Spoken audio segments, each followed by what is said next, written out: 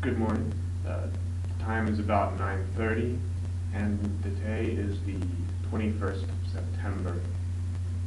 I'd like to look today on the responses I've received on Catholic Answers forums and the progress I have in Blogger and YouTube. I put up several of what I consider my better articles on Catholic Answers forums.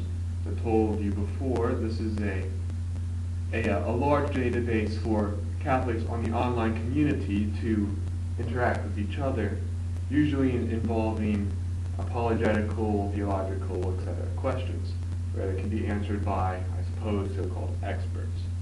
But I've been drawn to my articles on there because in the past I have received favorable responses with brief, probably less than 300-word articles on spirituality. That would have been back in 2012, before I set up the blog or YouTube. But I put up several articles, as I said, one of which was entitled "A Catholic Political Party," or something like that in mind. And I received about, I don't remember, well into the hundreds of replies, not replies, views, while I received about 3 pages of replies. That's right.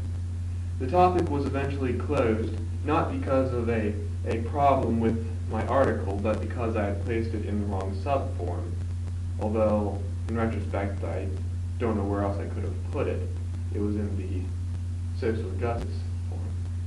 But I put it in another subforum where the moderator had suggested, which would have been the world news subforum. And that stayed for about a day, received about 100 views, and then it was closed as well by another moderator saying that the subject should be in a different subforum, which, it was in, well, I won't bother in details, but long story short, I was moving the topic from subforum to subforum until it became apparent that I couldn't put it anywhere. But the benefit was good. I estimate, I'm thinking that I got over 500 views on the article. It's very nice, and it really boosted the Blogger count. I have a signature underneath each of my posts listing my Blogger and YouTube account. So turning to that, just for a quick moment, I have about around 120 views on Blogger and around 70 views on YouTube. But I'm hoping to extrapolate upon these Catholic Answers forum responses by starting to turn my articles towards more of a suggestive light, or explanatory light, more of a directive light. Now let me explain.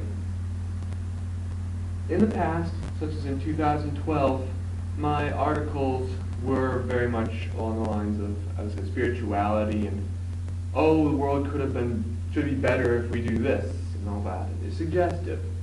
Let's see if I can think of let's see, I did have one post, The Need for Catholic Masculinity, and while that was moving towards the suggestive, it was still very much an idealistic post saying, oh, if only men were better in society, particularly Catholic men. We need Catholic men to lead this country and all that, so on and so forth. And I've actually received in all of my posts very favorable reviews. For example, with the Catholic Political Party post, there of course was some antagonism, but it wasn't vicious. It was along the lines of, you have a good point, but I think you should turn your focus this way, and here's why. So, people out there are understanding that what I'm saying is good, something needs done, but they need direction on how to do it, which is what I hope to do. I hope to begin to direct myself into action instead of just suggestion. So I'm going to start posting a bit more directive posts on CAF if they're good, but of course Blogger and YouTube. Speaking of posts, I mentioned in a previous log, I think it was vlog number 4, about the Polyglot database, my former language learning website, and why it went down. I'll just go over it again. security issues were the problem. When I got my web domain and hosting, the hoster, JustHost is actually what they're called, offered a free security plan through a company called SiteLock, where they would offer free malware protection by what they would call, I suppose you'd call, taking a random sample of the website, checking it for malware each day, and if there's no malware, then they say your site's good. The only problem with that is that SiteLock in the free version would only check up to 20 pages. And while that's fine with a small website, with a blog it's a whole other issue. See, I had set up Polyglot Database to be like a blog where I would put a post, and then on a separate page I'd list these posts so people could look and see certain techniques. So the home page was very much a what's new, an update, but it was very much in the line of a blog. And SiteLock would count each post as a blog, which I'm not surprised. But once I had 20 posts, SiteLock decided to not work anymore, and as a result, I had the excess of thousands of spam comments flooding my comment box. I turned off the comments, but even then, people would report to me saying, there's malware on your site. And so, to make matters worse, about halfway through making this website, what was it called? WordPress. That was the platform I was using, decided to update. And when it updated, it decided to delete half of my posts. And me being the naive person, the naive website designer, I failed to back up my data, and even if I knew how to back up my data, I didn't even know how to, and still don't know how to put it back into use. I have the posts still, but all of the work on the website, the organization of the posts, for example, was gone. So that was a major setback. And finally, I tried to work with the website recently, I think a month ago, and JustHost decided to delete my login information. So now, long story short, I have no way of working with the website. So Polyglot Database is pretty much dead. Or is it? I'm going to do either one of two things. I'm going to either take all of my posts from the database and put them on a separate Blogger platform for the benefit of the online community, or I'm going to put them on the same platform in a separate page. So my website with a golden circuit on, that's what it's called, so there's my banner. It would be the home page here. You see the list of posts. I have a separate page here for the database, Polyglot Database. Now this way it would offer me more hits on my website, on the Blogger platform, that is. But it would deviate the blog from what it is actually meant to be. What it is meant to be is a soapbox from which I can project my views.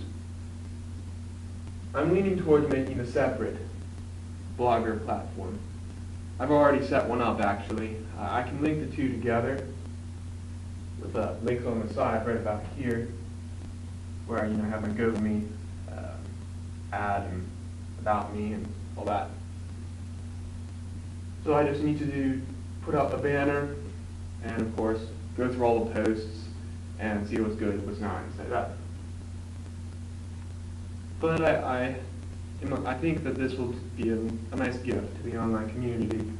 They'll appreciate it because so many people were giving me these optimistic views and these thumbs up about the Polyglot database, and then when I tried to expand it shortly before, I don't remember when that was actually, but it was shortly before the SiteLock problem began to truly manifest itself. I was trying to find other authors willing to write for me, and people were falling into my lap like, hey, I know French, I can write for you. But, oh well. It's aggravating when a project that you've worked for 2 years on decides to use capsize and give its last breath. Lastly, simulators. I think I mentioned in the last post, yes I did, that I now have two simulators, military simulators. One of them is Operation Flashpoint, which is not really a true blue military simulator. It's based off a platform made by the same company, Bohemian Interactive, called Virtual Battlefield Simulator, or VBS. I think they're on their second version now. But this is sold only to the military. It can be sold to civilians if they want, but it costs in the excess of hundreds of dollars. Well, this costs only $8.99. And there isn't much difference between the two, actually, except this has a bit more intricate scenarios. For example, how to properly set up a military checkpoint at on a roadway. But this suffices for me because it has sufficient realism. I've had a experience with this in the past. A confession, I actually pirated it, but the thing decided to fail on me, which is good because that gave me sufficient experience with it to decide in the future. Well, sorry, Bohemia, I'm a thief. But anyways, I bought your game. Where was it? Oh yeah. So this is a civilian version, but it has such detail to it that it might as well be Virtual Battlefield Simulator in my mind. So I've been working with that, and I learned quite a bit actually on proper maneuvering, use of terrain, time, coordination. Pretty good. The other one is a true military simulator. It's called Decisive Action. This one's made by a company called HPS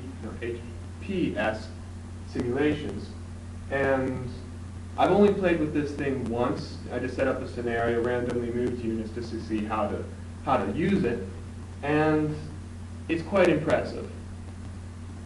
While Operation Flashpoint work up to, I suppose if you're stretching it, company level engagements, Decisive Action works with up to corps level strategic maneuvers. So this here, I see a lot of potential in this thing. But even with these two simulators, and my third one, which I mentioned before, Armored Brigade, I still impressed with one problem, which actually covered everything here. I'm just me. I'm in sore need of a training partner, or at least someone who has same views as myself. I mean, I can train all I want on a computer, but it's useless. I need another human mind to set myself against, or another human fist for whatever I'm training in. Here at Christendom, while there's many boys, there's very few men. I'll probably cover that in another video, my frustrations with the male Christendom community, but that's another issue. Anyways, that will conclude the post. Talk to you later.